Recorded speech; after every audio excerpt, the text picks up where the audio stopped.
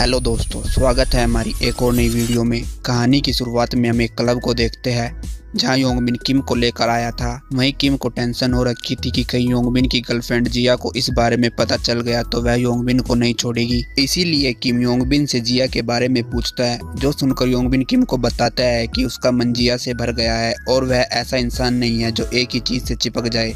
इसके बाद योंगबिन को दो लड़कियां दिखती है जिन्हें देखकर वह उनके साथ फ्लर्ट करने के लिए चला जाता है। वहीं किम को योंगबिन की इस भोग विलास वाली जिंदगी के बारे में सोचकर चिंता हो रही थी। तभी उसकी नज़र सियोहान पर जाती है जो क्लब में अकेले नाच रही थी, जिसे अकेले देखकर एक मवाली लड़के को चुल मचती है और वह सियोहान के पास आकर उसके साथ छेड़खानी करने लगता है। जो देखकर सियोहान उस लड़के को खुद को अकेला छोड़ने को कहती है, लेकिन वह नहीं मानता और सियोहान का हाथ पकड़कर उसे यहाँ वहाँ टच करने लगता है।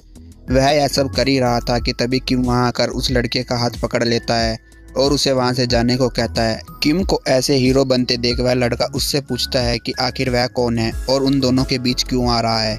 वहीं किम को समझ नहीं आ रहा था कि वह क्या जवाब दे, क्योंकि उसे पता था कि बाद में सियोहान उससे नाराज हो जाएगी। मगर फिर भी वह सियोहान को बचाने के लिए उसे हक करते हुए बताता है कि वह उसका बॉयफ्रेंड है। किम की ऐसी बात सुनकर वह लड़का वहां से चला जाता है, जिसके बाद किम सियोहान से दूर होते हुए उससे अपनी हरकत के लिए माफ़ी मांगता है। जो सुनकर सियोहान किम को अपने साथ लेकर क्लब के बाहर आ जाती है, जहाँ वह किम को समझाती है कि वह यहाँ सिर्फ अपने दोस्त की बर्थडे पार्टी पर आई थी, तो वह उसे गलत न समझे। उसकी बातें सुनकर किम सियोहान को एक्सप्लेनेशन देने से मना करता है। वहीं वह मवाली लड़का भी उन दोनों की बातें सुन लेता है, जिससे उसे पता चल जाता है कि किम ने उससे झूठ बोला था। इसीलिए वह किम के पास आकर उसकी पिटाई करने लगता है, जहां सियोहान उसे ऐसा करने से मना करती है। लेकिन जब वह लड़का नहीं मानता तो सियोहान लात मारकर उसके अंडे फोड़ देती है और किम के साथ वहां से भाग जाती है।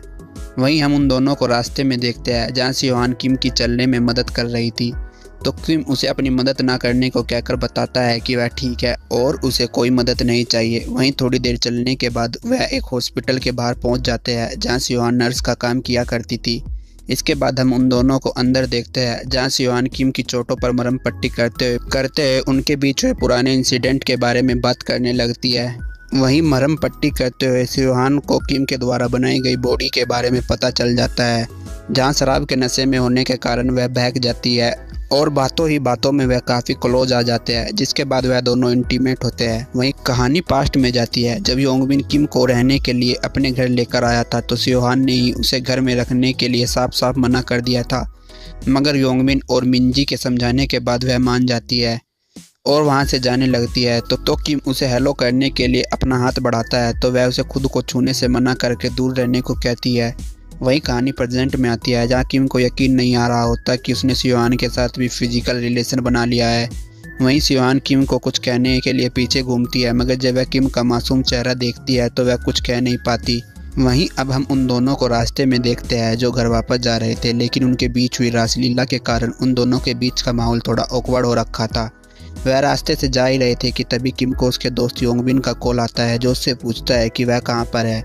तो किम उससे झूठ बोलता है कि वह घर पर है, क्योंकि वह नहीं चाहता था कि योंगबिन को पता चले कि कैसे उसने उसकी बड़ी बहन के शराब के नशे में होने का फ़ायदा उठाया। लेकिन वहीं दूसरी ओर योंगबिन ने उन दोनों को साथ जाते देख लिया था, मगर उसे नहीं पता था कि वह उसकी बड़ी बहन है। इसीलिए वह सियोहान के उनकी तारीफ़ करते हुए भद्दे कमेंट करता है और किम को बताता है कि उसे भी एक लड़की मिल गई है, इसीलिए वह आज रात घर वापस नहीं आ पाएगा। इसीलिए वह किम को भी एंजॉय करने को कहकर कॉल कट कर देता है। वहीं सियोहान ने भी उनकी बातें सुन ली थी, जिस वजह से उसका चेहरा शर्म से लाल पड़ जाता है। वहीं अब किम को समझ नहीं आ रहा होता कि वह योंगबिन के द्वारा फैलाए गए रायते को कैसे साफ करे। इसके बाद वह अपने घर के बाहर पहुंच जाता है, जहां सियोहान किम को कहती है कि उनके बीच आज जो भी हुआ वह इस बारे में किसी को कुछ ना बताए। जो सुनकर किम भी उसकी बात मान जाता है। इसके बाद जैसे ही वह दरवाज़ा खोलते हैं, वहाँ मी क्योंगजू खड़ी होती है, जो कचरा फेंकने बाहर आई थी। वही मी क्योंगजू उनसे पूछती है कि वह दोनों देर रात को कहाँ से आ रहे हैं और क्या छुपाने की बातें कर रहे थे। मी क्योंगजू को अचानक सामने देखकर किम के तोते उड़ जाते हैं। उसे समझ नहीं आ रहा होता कि वह क्या जवाब दे। उसे घबराते देख सियोहान बात संभालते हुए अपनी मोम को बताती है कि आज उनके ऑफिस में पार्टी थी, तो वापस आते हुए रास्ते में मुझे किम मिल गया और वह तो सिर्फ उसे टाइम से घर वापस आने के लिए समझा रही थी। जो सुनकर मी क्योंगजू सियोहान के पीछे एक मारती है और कहती है कि दूसरों को ज्ञान देने से पहले तुम खुद तो टाइम से घर वापस आ जाया करो। इसके बाद वह दोनों को अंदर जाने को कहती है। वहीं सियोहान अपने कमरे में जाते हुए किम को इशारों से धमकी देती है कि वह उस पर नज़र रखेगी।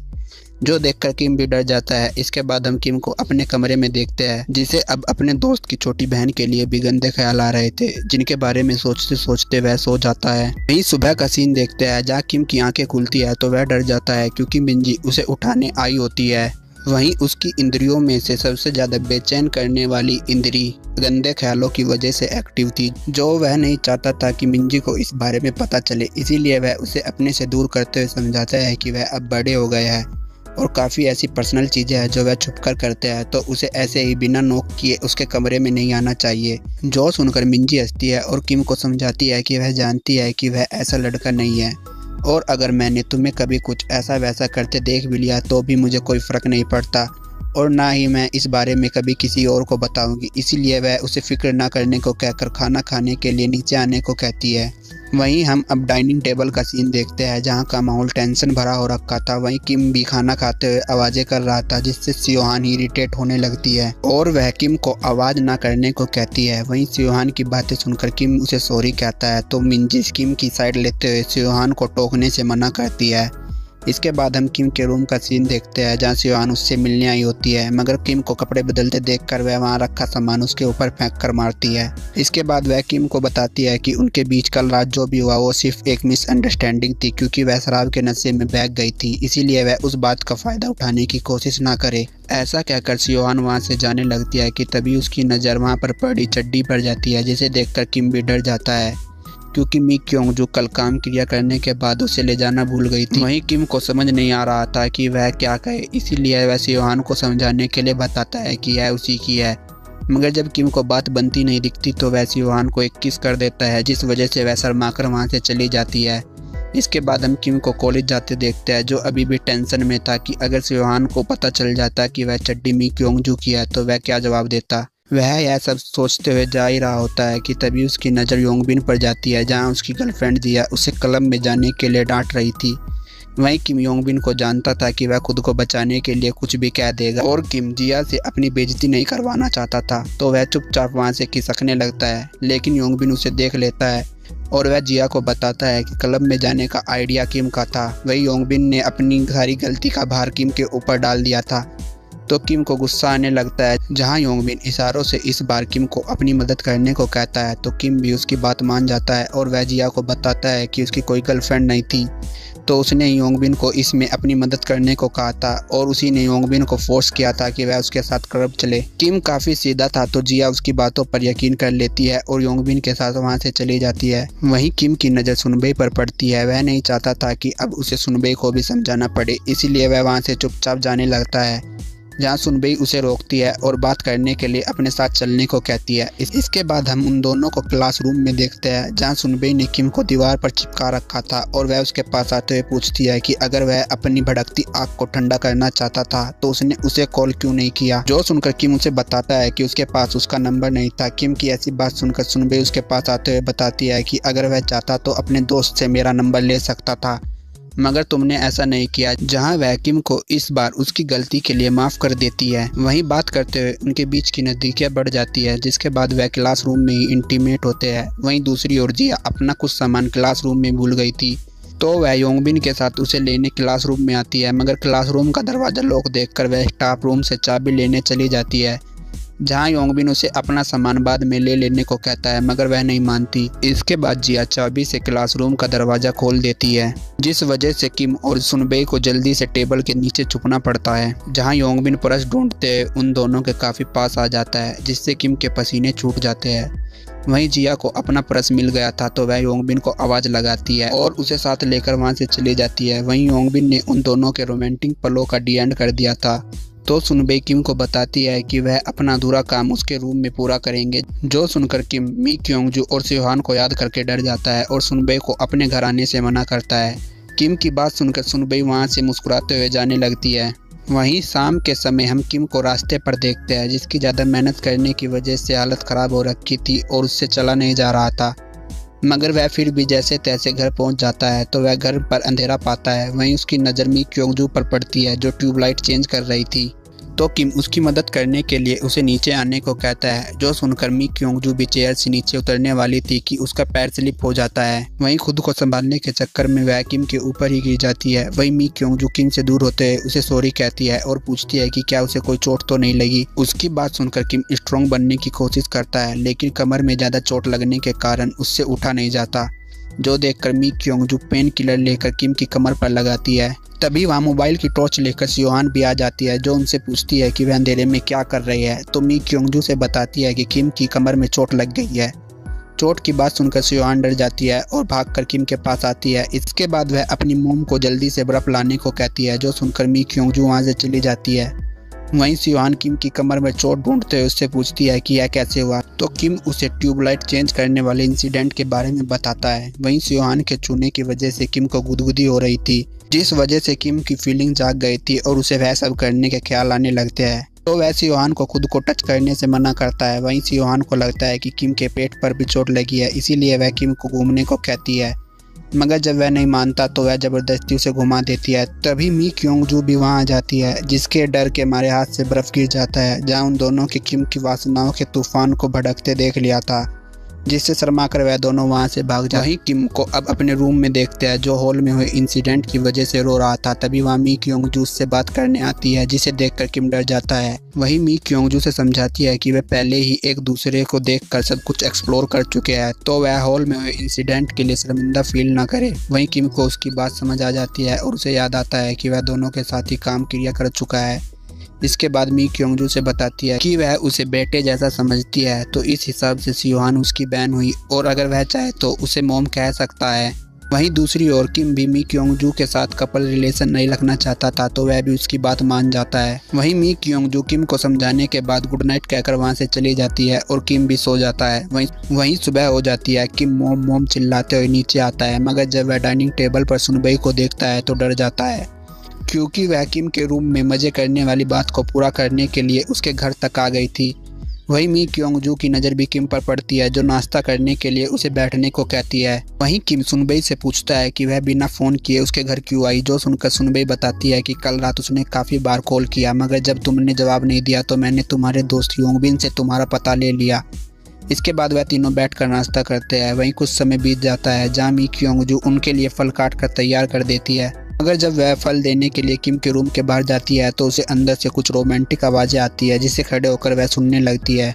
वहीं हम सुनबई को देखते हैं, जो किम को अपनी खूबसूरती के जाल में फंसाने के लिए फ्लर्ट कर रही थी, मगर किम को मी क्योंगजू का डर था, तो वह सुनबई को ऐसा करने से मना करता है और बताता है कि वह शाम को उसे होटल में मिलेगा, तो वह जैसे चाहेगी वह वैसे ही मजे करेंगे। की बात सुनकर सुनबई मान जाती है और किम को हक करके वहाँ से चली जाती है। वहीं जब किम सुनबई को छोड़कर वापस आता है तो वह टेबल पर रखे फलों को देखकर समझ जाता है कि मी क्योंगजू ने उनकी सभी बातें सुन ली है, और वह उसे एक्सप्लेनेशन देने की कोशिश करते हुए बताता है कि वह सिर्फ दोस्त है। जहां मी क्योंगजू टिश्यू उठाते हुए उसकी गाल से लिपस्टिक का निशान साफ करते हुए कहती है कि वह समझ सकती है कि कैसे उसने तुम्हें अपने हुस्न के जाल में फंसाया होगा। वहीं किम समझ जाता है कि मी क्योंगजू को सुनबई से जलन हो रही है, इसीलिए वह उसे समझाने के लिए उसके पास आता है। जहां बात करते करते उनके बीच के फासले कम हो जाते हैं, जिससे उनकी फीलिंग जाग जाती है और वह दोनों अपनी नाराज़गी को भुलाकर इंटीमेट होते हैं।